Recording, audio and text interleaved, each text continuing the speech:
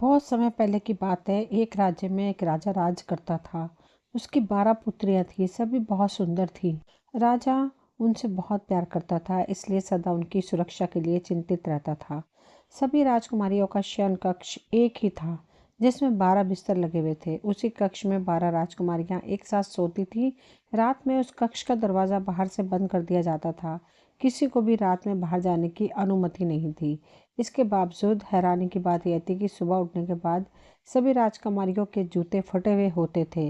वे समझ के परे था कि ऐसा कैसे होता है। रात भर में सभी राजकुमारियों के जूते कैसे फट गए। हर दिन राजा को राजकुमारियों के लिए नए जूते लेने पड़ते थे। राजा इस रहस्य का पता लगाना चाहता था। एक दिन उसने पूरे राज्य में मुनादी करवा दी कि जो 3 दिन के भीतर इस रहस्य का पता लगाएगा, उसका विवाह उसकी पसंद की एक राजकुमारी से करवा दिया जाएगा और राजा की मृत्यु उपरांत वह राज्य का राजा बनेगा। किंतु जो इस रहस्य का पता नहीं लगा पाएगा, उसका सिर धड़ से अलग कर दिया जाएगा। मुनादी सुनने के बाद पड़ोसी राज्य का एक सुंदर राजकुमार इस रहस्य का पता लगाने आया। राजा ने उसकी खूब आव भगत की और शाम होने के बाद उसे राजकुमारियों के कक्ष में सटे एक कक्ष में ठहरा दिया गया। उस कक्ष का द्वार खुला रखकर वह राजकुमारियों पर नजर रख सकता था। किंतु रात में राजकुमार को नींद आ गई और वह गहरी नींद में सो गया। सुबह होने पर भी सभी राजकुमारियों के जूते फटे हुए थे। अगली दोनों रातों को भी ऐसे ही हुआ।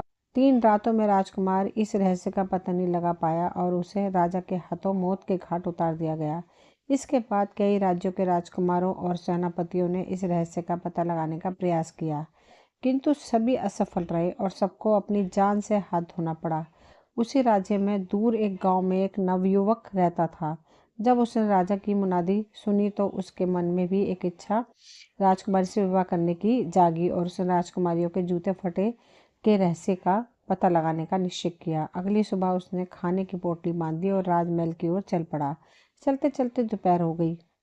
वह थक गया था और उसे बड़ी जोरों की भूख लग गई थी। एक घना पेड़ देखकर वह उसकी एक छांव में बैठकर सुस्ताने लगा। कुछ देर बाद वह अपनी पोटली खोल ही रहा था कि एक गरीब बुढ़िया वहां आ गई। वह बहुत दिनों से भूखी थी। उसने युवक से खाना मांगा।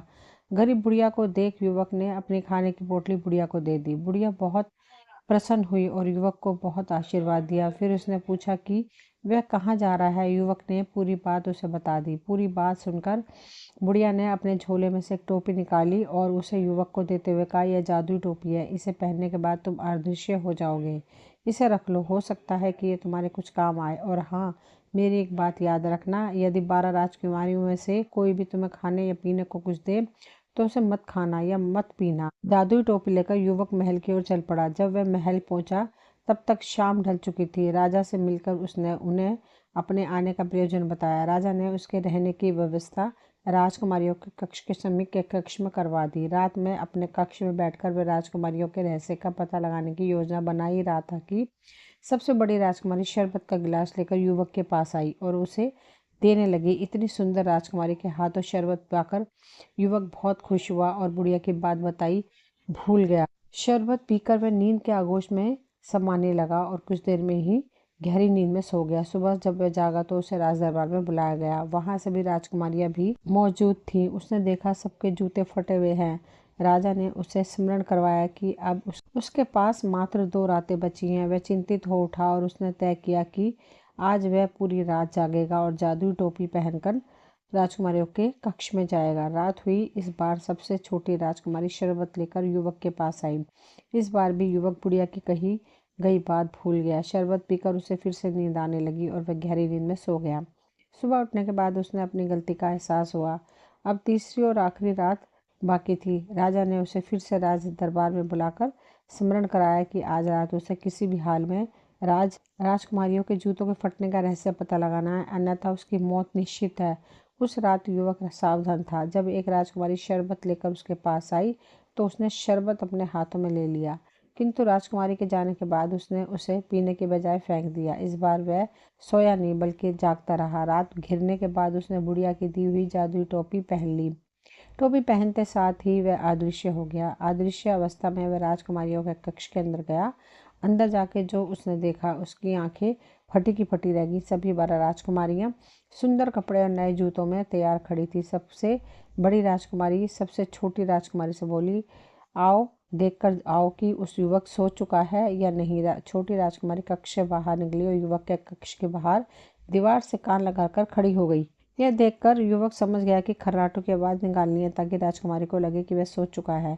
वह अदृश्य अवस्था में खर्राटों की आवाज़ निकालने लगा, जिसे सुन राजकुमारी निश्चिंत हो गई और उस अपने कक्ष में जाकर सबको युवक के सो जाने की जानकारी दी। तब सभी राजकुमारियों ने मिलकर एक बिस्तर को खिसकाया और बड़ी राजकुमारी ने 3 बार ताली बजाई। 3 ताली बजते ही जहाँ पहले बिस्तर रखा हुआ था वहाँ एक गुप्त रास्ता खुल गया।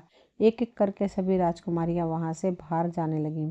आश्चर्यचकित युवक भी उनके पीछे पीछे जाने लगा। उसने देखा कि गुप्त रास्ते में नीचे की ओर जाती 100 सीढ़ियां बनी हुई हैं। सीढ़ियां उतरने के बाद सभी राजकुमारियां एक जंगल में पहुंच गई। वहां सुंदर पेड़ लगे हुए थे जिनकी डालियां सुनहरी थी। युवक ने एक सुनहरी डाली तोड़ ली और राजकुमारियों के पीछे चलता रहा। जंगल पार कर सभी राजकुमारियां एक झील के किनारे पहुंची। झील में हंस के आकार की 12 नाव थी, जिसमें 12 राजकुमार बैठकर राजकुमारियों की प्रतीक्षा कर रहे थे। सभी राजकुमारियां एक एक नाव में राजकुमारों के साथ बैठ गईं। युवक अंतिम नाव में बैठा, जिसमें सबसे छोटी राजकुमारी जाकर बैठी थी। सभी नाव नदी के पार जाने लगी। जिस नाव में युवक बैठा था उसमें बैठी राजकुमारी को यह एहसास हुआ कि आज नाव कुछ भारी है, मानो कोई और भी उसमें बैठा हो। यह बात उसने पास की ही नाव में जा रही सबसे बड़ी राजकुमारी से कही तो बड़ी राजकुमारी ने उसे झिड़क दिया। नदी पार करने के बाद सभी एक रोशनी से जगमगाते हुए सुंदर महल में पहुंचे। महल से मधुर संगीत की स्वर लहरी सुनाई दे रही थी। युवक ने एक खिड़की से महल के भीतर झांक कर देखा तो पाया वहां कई युवक और युवतियां नृत्य कर रहे हैं। 12 राजकुमारियां भी राजकुमारों के साथ अंदर जाकर नृत्य करने लगी। युवक अंदर जाकर उन्हें देखने लगा। उस कक्ष के किनारे पर सोने के पात्रों में स्वादिष्ट पकवान सजे हुए थे। पकवानों की महक से युवक को भूख लगाई। उसने एक मिठाई उठाई अपने मुंह में डाल दी। ऐसा करते ही छोटी राजकुमारी ने फिर उसे देख लिया। वह डर गई। उसने फिर से बड़ी राजकुमारी को बताया कि मिठाई हवा में उड़कर अदृश्य हो गई। बड़ी राजकुमारी हंस पड़ी और उसे सपने न देखने की सलाह दी। युवक ने टेबल पर पड़ी एक सोने की प्याली अपने पास रख ली। सभी राजकुमारियां रात भर नृत्य करती रहीं, जिसके कारण उनके जूते फट गए। जैसे ही भोर होने का समय आया, सभी नाव में बैठकर नदी पार कर, जंगलों से गुजरकर और सीढ़ियों से चढ़कर वापस अपने शयन कक्ष में पहुंच गई। युवक भी उनके पीछे पीछे वापस आ गया। सुबह राजा ने युवक और सभी राजकुमारियों को राज दरबार में बुलाया। राजकुमारियों के जूते फटे हुए थे। राजा ने युवक से कहा, नौजवान, आज तुम्हारी मियाद खत्म हुई।